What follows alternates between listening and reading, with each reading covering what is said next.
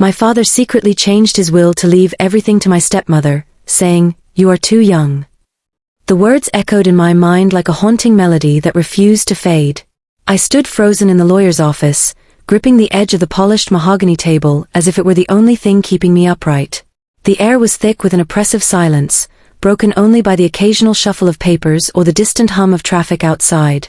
My father had always been a man of few words but immense actions, actions that spoke louder than any declaration ever could. Yet this was something I could never have anticipated. "You're too young," he had said through his attorney, whose voice carried no emotion, just cold professionalism. Those 4 words hit me harder than any slap across the face ever could. They weren't merely dismissive, they felt like betrayal wrapped in pity. My hands trembled as I stared at the document before me, its neat lines and formal language spelling out a future I hadn't imagined for myself, a future where everything my father owned would go to her, my stepmother, Evelyn. I wanted to scream, to demand answers, to ask why he thought so little of me. But all I could do was sit there, feeling the weight of his decision settle over me like a suffocating blanket. How could he think I was too young? At 26, I had spent years proving myself capable, not perfect perhaps, but certainly not someone who needed to be protected from life's responsibilities. Or maybe that wasn't even the point. Maybe this wasn't about capability at all. Maybe it was about something deeper, darker, hidden beneath layers of secrets we'd never dared to uncover. Growing up, I idolized my father. He was larger than life, a towering figure whose presence commanded respect without him having to say a word. After my mother passed away when I was 12, he became both parents rolled into one, stern yet loving, disciplined yet compassionate. We lived in a modest house on the outskirts of town, surrounded by fields that stretched endlessly under wide open skies. It was a simple life, but it was ours, a sanctuary built on memories of laughter and tears, joy and sorrow. When Evelyn entered our lives 5 years ago, everything changed. She was beautiful, poised, and effortlessly charming, a stark contrast to the quiet simplicity I had grown accustomed to. Their marriage came as a shock to me, though I tried to hide my unease behind polite smiles and forced enthusiasm. Deep down I resented her, not because she was inherently bad, but because she represented a shift I wasn't ready for. My father seemed different around her, softer somehow, less like the unyielding rock I had always known and more like a man rediscovering parts of himself he thought were lost forever. At first, I told myself it didn't matter. Evelyn kept her distance, allowing me to maintain the illusion of normalcy. She never intruded on my space or tried to replace my mother, which I appreciated in theory but found unsettling in practice. There was something almost calculated about her kindness, a precision that left me questioning her motives. Still, I convinced myself I was being paranoid, that my discomfort stemmed from grief and insecurity rather than anything concrete. But now, sitting in the sterile office with the evidence of my father's final wishes laid bare before me, those doubts clawed their way back to the surface. Why had he done this? What had Evelyn done to earn such trust, such favor? And most importantly, what did it mean for me? The days following the reading of the will blurred together in a haze of anger and confusion. I couldn't bring myself to confront Evelyn directly, not yet. Instead, I retreated into solitude, spending hours wandering the familiar paths of my childhood home, searching for answers in places where none existed. Every corner held a memory, every room whispered fragments of conversations long past. In the kitchen, I remembered my father teaching me how to make pancakes, his deep laugh filling the air as flour dusted our clothes. In the living room, I recalled nights spent curled up on the couch watching old movies, his arm draped protectively around my shoulders. It was in his study, however, that I found the first real clue, a small leather-bound journal tucked away in the bottom drawer of his desk. The pages were worn and yellowed with age, filled with his distinctive scrawl. As I flipped through them, a pattern began to emerge. Entries dated before his marriage to Evelyn spoke of pride and hope, detailing milestones in my life with a tenderness that brought tears to my eyes. But after their wedding, the tone shifted. Lines grew shorter, thoughts more fragmented. References to me became sparse, replaced instead by cryptic musings about duty, obligation, and sacrifice. One entry in particular caught my attention. Evelyn knows things I cannot explain. She sees the cracks in my armor, the fears I've buried deep within. Perhaps it's time to let someone else carry the burden. Clara is strong, but she doesn't understand, not yet. Clara. That was me. Strong, but ignorant. Burden. Sacrifice. The words swirled in my mind, forming questions I couldn't answer. What burden? What fear? What had Evelyn seen that made her worthy of my father's trust, his estate, his legacy? Determined to piece together the puzzle, I began digging deeper into my father's life. I reached out to old friends, colleagues, anyone who might shed light on the man he had become in his final years.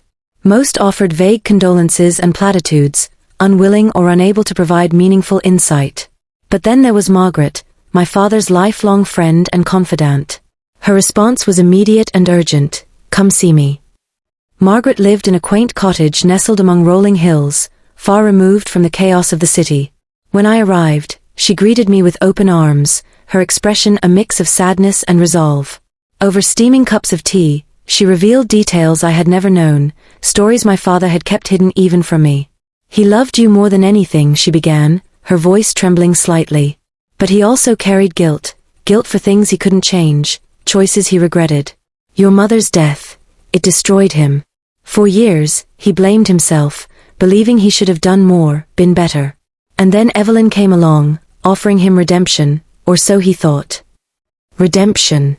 The word hung heavy in the air, laden with implications I struggled to process. Redemption for what? What sins had my father committed that required absolution? Margaret hesitated before continuing, choosing her words carefully. There are rumors, Clara. Whispers about your father's past, things he did before you were born. Things he swore he'd leave behind. Evelyn knew about them. She promised to keep his secret safe, to protect you from the truth. In return, he gave her his trust, and eventually his fortune. The revelation left me reeling. My father, the man I had worshipped, the man I had believed incapable of wrongdoing, harbored secrets so dark they warranted protection. Secrets that Evelyn had leveraged to secure her place in his life, and now in his will. Anger bubbled inside me, hot and consuming. How dare she manipulate him like that? How dare she use his vulnerabilities against him, twisting his love into something transactional? Yet, amidst the fury, a kernel of doubt remained. If Evelyn truly sought only wealth and power, why had she waited until now to claim it? Why hadn't she pushed for control earlier, when my father was still alive to witness it? Something didn't add up, and I couldn't shake the feeling that there was more to the story than met the eye. As weeks turned into months, my obsession with uncovering the truth consumed me. I pored over documents, interviewed strangers, followed leads that led nowhere. Each dead end fueled my determination, driving me further into the labyrinth of my father's past. Along the way, I discovered pieces of a narrative that painted a picture far more complex than I had imagined. There were accounts of business deals gone wrong, debts accrued in desperation, alliances forged with questionable individuals. There were whispers of a child, a sibling I had never known existed, born before my parents' marriage and given up for adoption. And there were letters, faded and brittle, written in a hand that mirrored my own, addressed to a woman named Sarah. Sarah. The name resonated within me, stirring emotions I couldn't quite name. Who was she? What role had she played in my father's life? And why had he erased her entirely from our family history? With each new discovery, the image of my father shifted, evolving from the infallible hero of my youth into a flawed, conflicted human being. It was painful, yes, but also liberating.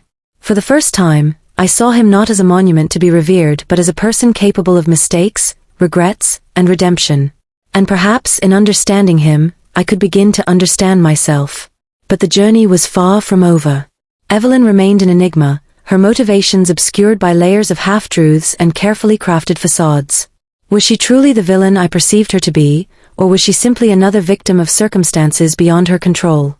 Only time would tell. For now, I clung to the hope that somewhere, amidst the shadows of my father's secrets, lay a path to clarity, a way to reconcile the man I thought I knew with the man he really was. And maybe, just maybe, in doing so, I could find a way to reclaim the future he had taken from me. The pursuit of answers led me to places I never imagined I'd go, both physically and emotionally. Each revelation about my father peeled back another layer of the intricate web he had woven around his life, and mine. Yet, with every step forward, I felt as though I was being pulled deeper into a vortex of uncertainty. The more I learned, the less I understood. Evelyn remained at the center of it all, an enigmatic figure whose presence loomed large over everything. One evening, after yet another fruitless day of chasing leads, I found myself sitting on the porch of my childhood home. The sun dipped below the horizon, painting the sky in hues of orange and purple. The world seemed eerily quiet, as if holding its breath, waiting for something, or someone, to break the stillness. My mind drifted back to Margaret's words. She promised to keep his secret safe. What exactly were those secrets? And why did they seem so tied to Evelyn?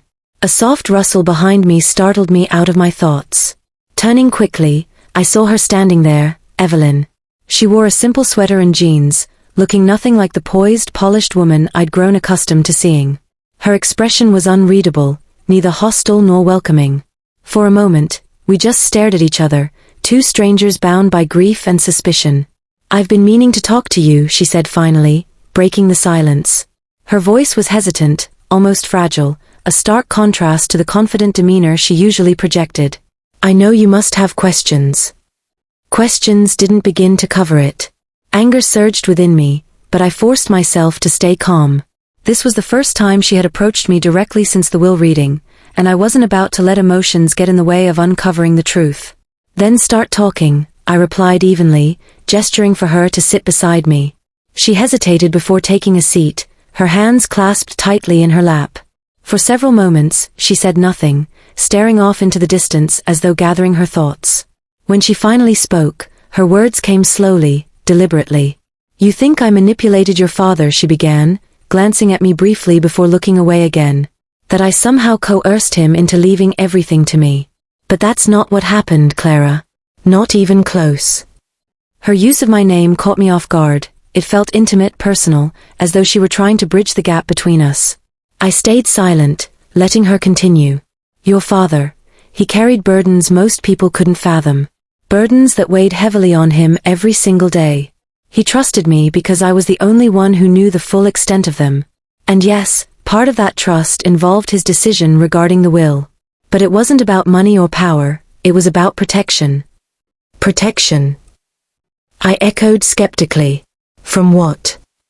Evelyn sighed deeply, rubbing her temples as though trying to stave off a headache. "From himself. From the past. From people who would stop at nothing to destroy him, and anyone connected to him." Her cryptic response only fueled my frustration. "That doesn't make sense. Who are these people? What does any of this have to do with me?" She turned to face me fully then, her eyes filled with a mixture of sadness and resolve. "It has everything to do with you, Clara. Everything. Your father loved you more than anything in this world. That's why he made the choices he did, to shield you from the dangers he couldn't escape." Her explanation left me reeling. "Shield me? From what?" The pieces of the puzzle were beginning to take shape, but the picture they formed was fragmented and incomplete. Determined to press further, I asked her about Sarah, the name I discovered in my father's letters. Evelyn stiffened visibly at the mention of it, confirming my suspicions that she knew far more than she had let on. "Sarah," she murmured, her voice barely above a whisper. "She was complicated. A chapter of your father's life he desperately wanted to forget. But some chapters can't be closed, not completely." "What happened to her?" I demanded, my patience wearing thin. "And why did he erase her from our lives?" Evelyn hesitated, clearly torn between loyalty to my father's wishes and the need to set things right. Finally, she nodded, as though coming to a decision. "I'll tell you. But not here. Not now. Meet me tomorrow at the old mill outside town. Bring nothing but yourself, and an open mind." Before I could respond, she stood up abruptly and walked away, leaving me alone with my racing thoughts. The old mill? It was a crumbling relic of a bygone era, long abandoned and shrouded in local legends of tragedy and loss. Why would she choose such a place for our meeting? And what truths lay hidden within its decaying walls? The next morning, I arrived at the mill with a mix of apprehension and determination. The structure loomed ominously against the grey sky, its weathered wood groaning softly in the wind. Inside, the air was damp and musty, carrying the faint scent of mildew and decay. Evelyn stood near the center of the main room, illuminated by shafts of light filtering through broken windows. In her hands, she held a small wooden box. "I brought something for you," she said, holding it out toward me. "Something your father entrusted to me years ago. Something he said you might need one day." I took the box cautiously, my fingers brushing against the smooth surface. It was heavier than I expected, its contents concealed beneath layers of dust and time. Opening it revealed a collection of photographs, documents, and a single key attached to a tarnished chain. Among the items was a faded photograph of my father standing beside a woman who bore an uncanny resemblance to me. "Sarah. This is her," Evelyn confirmed, her voice heavy with emotion. "Your half-sister."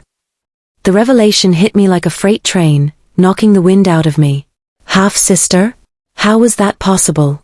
My father had always claimed he had no other children, no family beyond me. Yet here was proof that he had lied, one more secret buried beneath layers of deception. "She's alive," Evelyn continued. "Living under a different name, far away from here. Your father gave her up when he was young, before he met your mother. He thought it was the best thing for her, for both of them. But when she resurfaced years later, demanding answers, it reopened wounds he thought had healed. That's when I entered the picture. He hired me to help protect her, from himself, from others. And eventually, to protect you too." As Evelyn spoke, the full weight of my father's actions began to sink in. Every choice he had made, every lie he had told, stemmed from a desperate desire to shield those he loved from harm. But in doing so, he had created a legacy of secrecy and pain, one that threatened to unravel everything I thought I knew about my family. And now, faced with the reality of a sister I never knew existed, I realized that the journey was far from over. Uncovering the truth was only the beginning. The real challenge lay in deciding how to move forward, with forgiveness, or with vengeance. For the first time in months, I felt a flicker of hope. Hope that maybe, just maybe, I could find a way to reconcile the man I thought I knew with the man he truly was. And perhaps in doing so I could forge a new path, one built not on secrets and lies, but on honesty and understanding. But first, I needed to meet Sarah. Meeting Sarah became the next step in a journey that had already reshaped my understanding of who I was and where I came from. Armed with the key Evelyn had given me, along with an address scrawled on the back of a faded photograph, I set out to find her.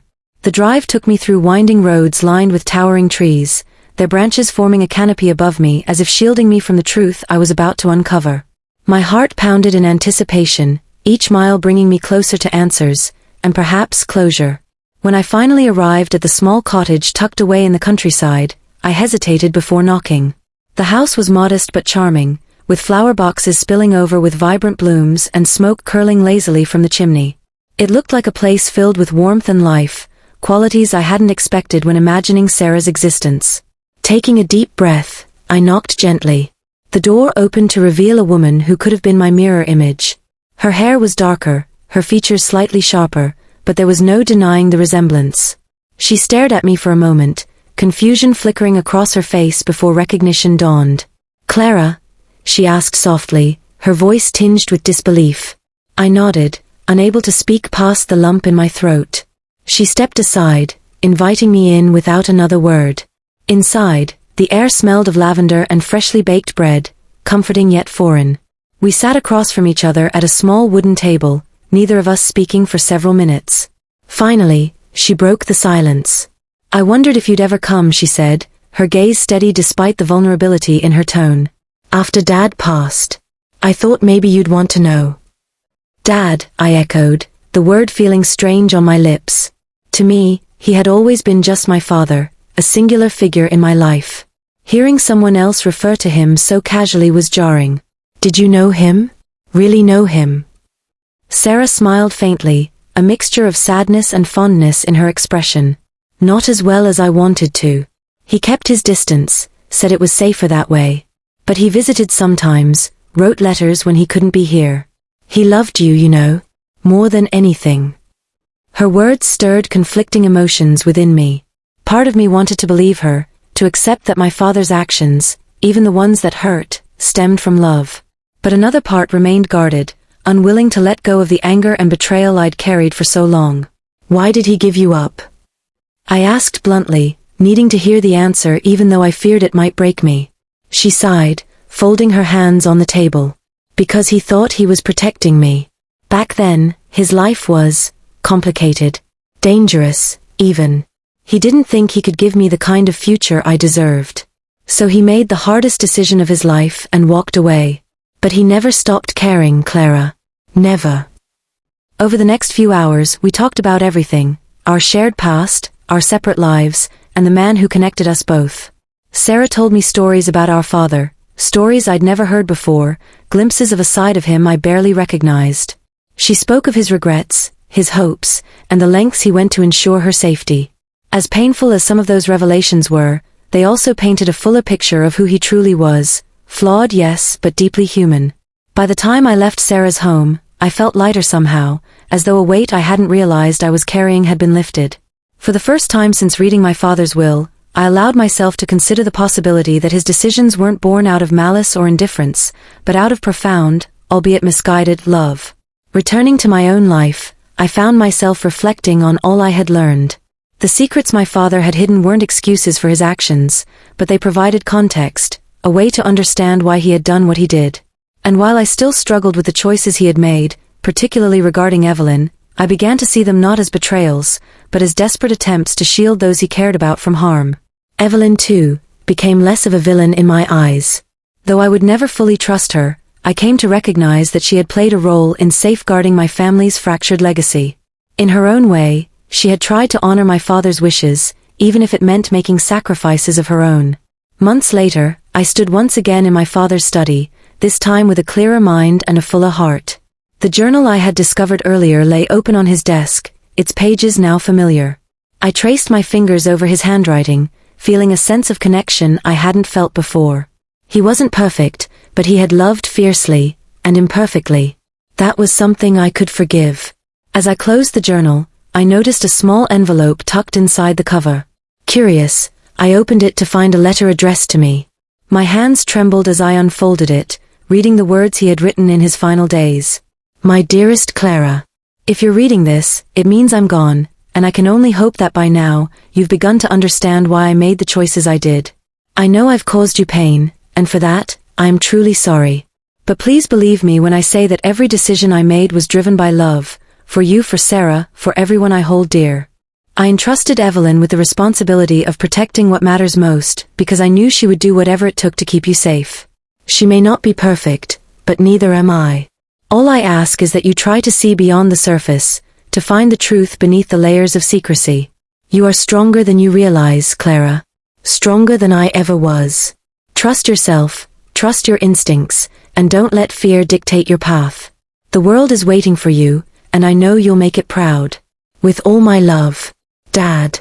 Tears streamed down my face as I read the letter, each word piercing my heart with a mix of sorrow and gratitude. For so long, I had resented him for leaving me behind, for placing others' needs above mine. But now, I understood that his actions had been rooted in a love so fierce it blinded him to the consequences. In the months that followed, I worked to rebuild my relationship with Sarah, forging a bond that felt natural despite the years we had lost. Together, we pieced together fragments of our shared history, honoring the man who had shaped both our lives in ways neither of us could have anticipated. With Evelyn, I maintained a cautious friendship, recognizing that while we might never fully reconcile our differences, we shared a common goal, preserving the legacy my father had fought so hard to protect. And as for me, I chose to move forward, not bound by the shadows of the past, but guided by the lessons they taught me. My father's secrets had once seemed like walls, separating me from the truth. But in the end, they became bridges, connecting me to a future I never imagined possible. Sitting on the porch of my childhood home one evening, watching the sunset paint the sky in fiery hues, I felt a sense of peace settle over me. The road ahead was uncertain, but for the first time in a long time, I wasn't afraid. I had faced the darkness and emerged stronger, wiser, and more whole than I had ever thought possible. And somewhere, I knew my father was watching, finally at peace himself.